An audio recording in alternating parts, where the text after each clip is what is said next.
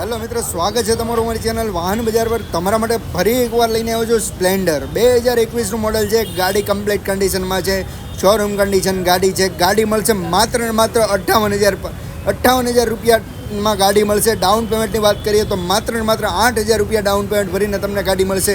તો આજે જ આવો વાહન બજાર પર. આવી બીજી ગાડી જોવા માટે યુટ્યુબ ચેનલને સબસ્ક્રાઈબ કરીને રાખો અને વિડીયોને શેર કરો, જેથી નવા અપડેટ